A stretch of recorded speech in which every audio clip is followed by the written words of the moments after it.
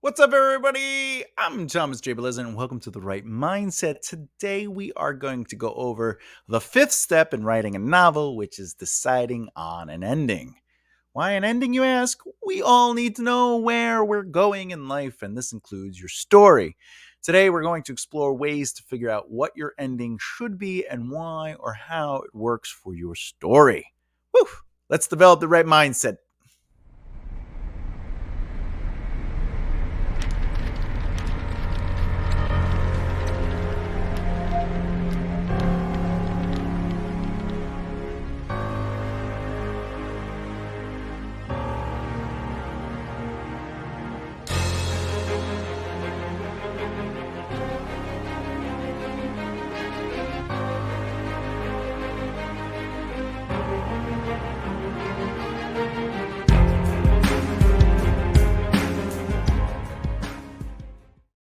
All right. Hey, again, today is going to be the fifth step to writing a novel, deciding on an ending. Real quick, thank you for everyone who's checking out this video and all those who have been supporting the channel. And maybe if you're new here and you like what you hear by the end of the video, please like and subscribe by hitting the bell icon and comment. Let me know your thoughts. All right, so let's get to it.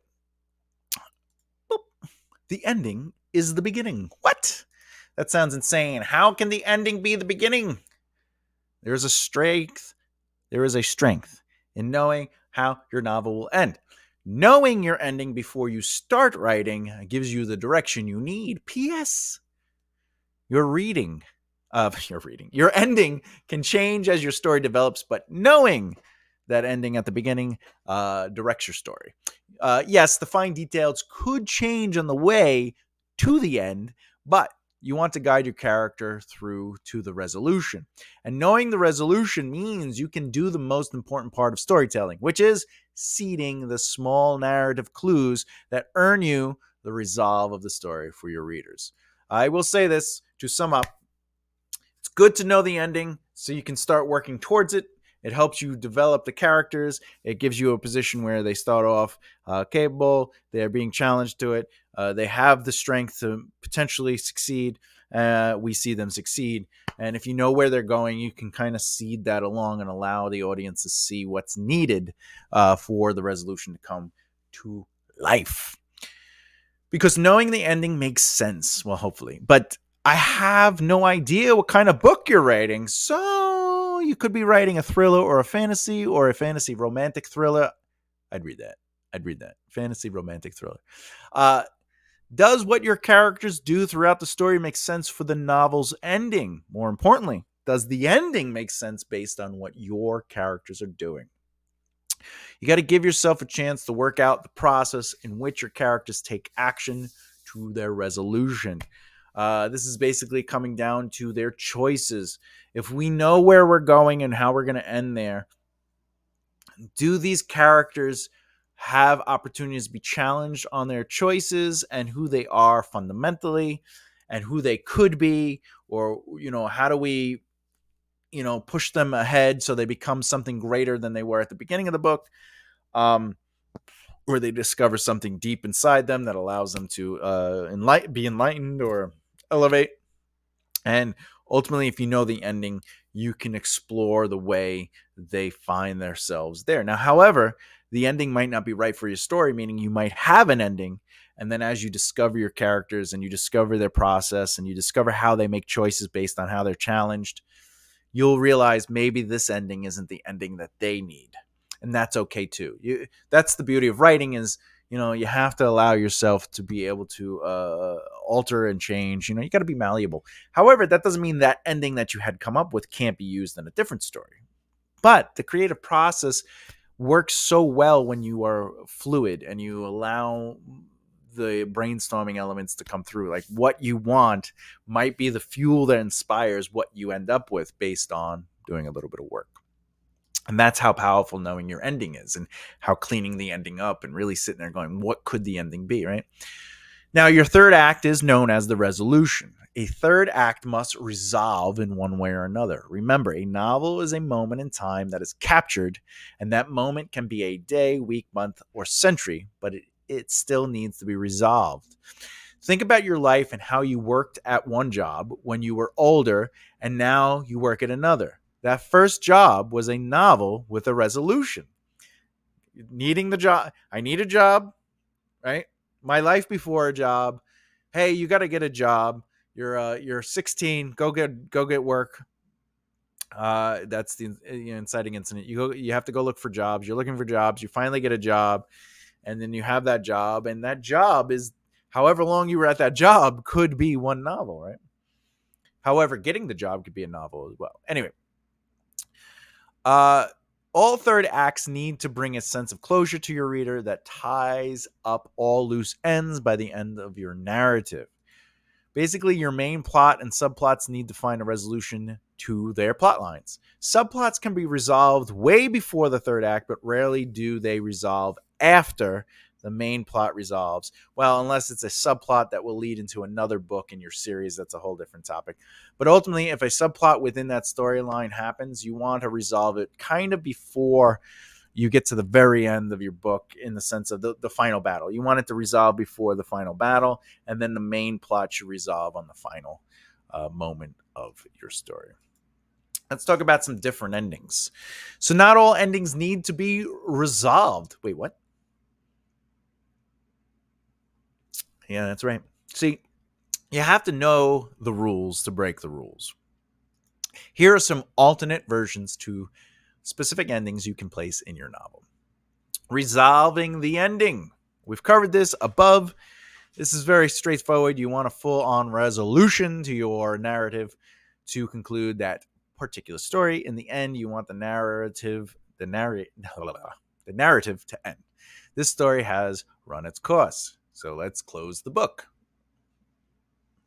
But did you know that some books are not one and done stories, which leads us to unresolved endings? An unresolved ending isn't really unresolved. See, the story itself feels complete, but there's something about the overall vibe that leaves you wanting more. This is usually a powerful tool for a series. You might find this in Harry Potter books or anything from the Brandon Sanderson novels. Resolve the tone of the story, subplots, and let this moment of the characters come to a conclusion, but the story itself isn't resolved and thus needs the reader to keep going by buying the next book. I'll give you a quick example of that. I'll use a movie. I'll use Empire Strikes Back.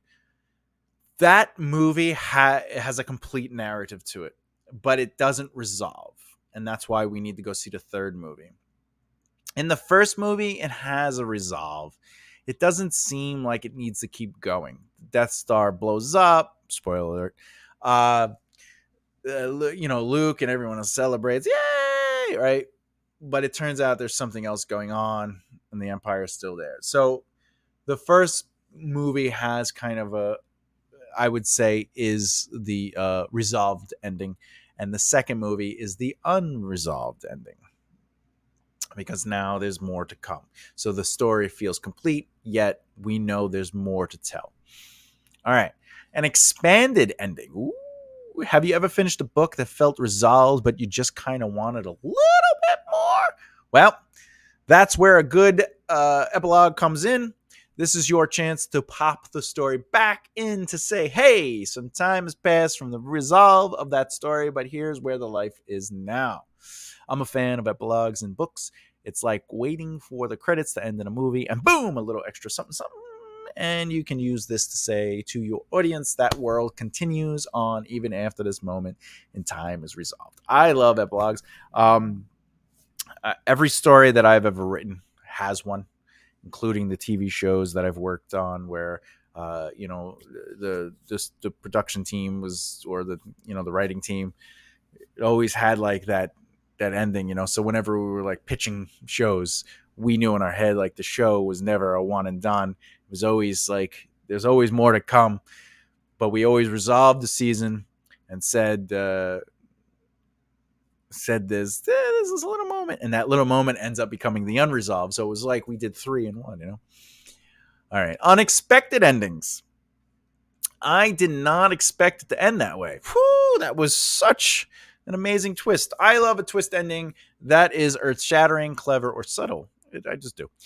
If you want to throw in your hand to pull this off, you'll have to see the inevitable resolve so readers can go back and see it in hindsight. You don't want to Deus Ex Machina, or you don't want to just, you want to earn it. But also, it's okay that they didn't catch it and that they have to go back and read it. And now that they know, it's like with Sixth Sense. Once you know and you watch it, you're like, oh, that makes sense. You never want endings to come from nowhere. But if the ending makes sense with a second read, readers will probably be more appreciative to the subtle sleight of hand and plot twist it took to get there. Oh, God. Ambiguous endings. Do you feel like letting the reader take this one? I do. An ambiguous ending holds open the door for your readers to interpret the ending how they want. This is not the same as an unresolved ending, as ambiguous endings still provide enough information to come to a conclusion. It's that information that allows your reader to leave with their own interpretation. This would be Inception. Inception is like, is he asleep or is he awake? I really enjoy finding these endings in books. It ended, but what did it all mean? Well, I think it means XYZ. And what's nice about this is it helps create a conversation among your friends, family, and the community. So it's a nice conversation starter, especially if you get the book in enough people's hands in the same groups. All right. Last different ending. Tied ending. A tied ending ends where it begins. Woo! This type of ending follows the classic hero's journey. Planet of the Apes has a tied ending. Stories, for example, tied ending stories that begin with a question and end in that question are tied endings. The final scene of Gone Girl is a perfect example of a tied ending. A story with a tied back ending begins and ends in a very similar way. By the ending, the character has essentially come full circle and where they started. Spoiler alert, the husband says with the wife, and they continue their amazing. The husband stays with the wife, and they continue their amazing relationship together. Another tied ending would be A Clockwork Orange. Character doesn't change, or does he? All right. Final thoughts. Whoo! The ending of your story is a way of wrapping up the journey your reader began on. Yes, your reader. The characters are a part of the reader's experience. You want an ending that pays off for your reader and doesn't let them feel like it all happened too easy or that none of it was earned. This is why you should put some thought into how you want your story to end. Allowing your thought process to look over everything up till this point gives you a chance to go back and clean things up. You've already brainstormed, developed characters, and decided on a point of view and worked out your outline. Okay, since this is step 5, you should have already done those things. But once you're done, you could take a nice hard look at your ending. And now while you're looking at the ending, break it apart and feeling out the reality of it all before writing your novel. Basically, breaking that ending apart and connecting it to the overall narrative will help you see the story for what it is. You're looking at how the ending feels in contrast to each of the 27 points of your outline, the 27 plot points, right? Then ask yourself in the ending, then you have to ask yourself if the ending itself can influence your character's development, more or less, right? In the end, literally, you want to make sure it all wraps up nice for the characters, but most of all for yourself and the readers. Okay.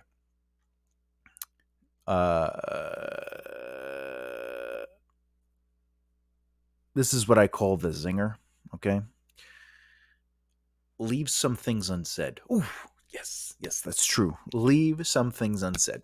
You still want a resolution, but there's a nice way to balance out the ending story too with leaving some things unsaid. You can trust your readers to reach their own conclusions on their own instead of spending full chapters answering every question raised. That doesn't necessarily mean leaving it unexplained. Unresolved. You don't have to resolve every single subplot, but at the same time, you want to give enough information where the audience says, I know where that's going. And that's okay too. Because sometimes, especially fantasy novels, subplots can really overwhelm the story. And sometimes they can overpower the main plot. And you got to be careful with that, all right? My words of advice, whatever you choose to do, know that you're planning on doing it or not. What does that even mean?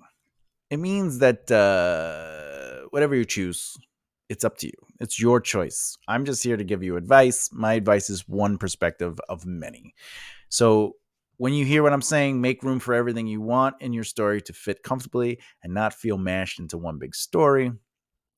If you realize all your subplots are filling up the end of the book, think about spreading the resolution throughout the book instead. So that's important too. You know, subplots, you don't have to conclude them at the right before the ending, or definitely not at the end. So you can conclude them throughout the story, or you could leave some unsaid. If nothing is getting resolved, it's okay to take a moment and figure out if the subplot is even worth it or right for this particular story.